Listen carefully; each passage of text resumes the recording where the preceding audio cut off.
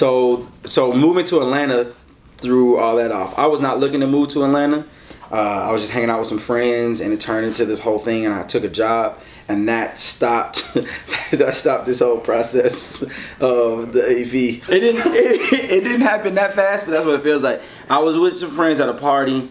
One of my old students from Chicago walked up and was like kind of just wild, and I was like, I know that kid. That's one of my students from back. So I talked to him, and he's just like, man, you saved my life, man. Like, just the lessons y'all were teaching me, like, I was gonna die. And so my friend saw that and was reminded that I spent a lot of time in the school system and making disciples and teaching. And he knew this guy who worked with the Navigators, who has been looking for people to come to Atlanta to do that on college campuses. He was like, why don't you just talk and see if maybe there might be a connection?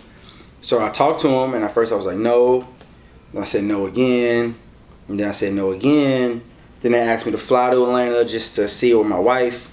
I said no again. And then all of the other times that I said no because I was afraid, which I've talked to you before about, like not signing with certain labels or not, going on tour when I had an opportunity, because I'm like, man, what if people don't like me? What if I don't know how to do the job? What if it's terrible? What if I move and I leave all my friends and family and I hate the South? Like, just all the reasons why not to, instead of what was clearly God moving me to do it. And so I said, I'm not doing that anymore. My new motto, it started in 2014, if I'm afraid of it, I'm going to do it. So that includes roller coasters, skydiving. Like, if I'm fearful, I'm going to take it on head on. But that meant putting a little pause on the EP. But as soon as I land, I'm going to get it mixed, and hopefully it'll be out in August.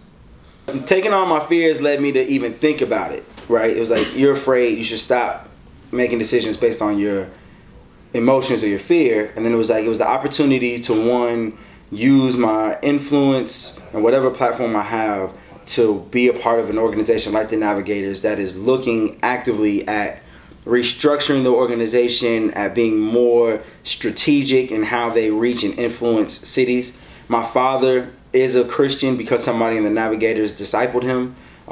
So I thought that was a cool story, like coming full circle, and now his son is working and a part of that.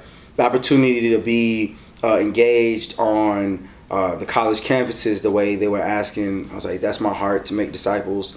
And then who was doing it, who I would be doing it with. BJ was one of the reasons I'm married, one of the reasons I'm so close with Brian.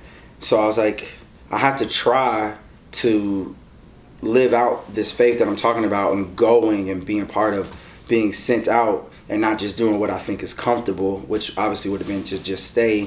I know Chicago, I know I can do it.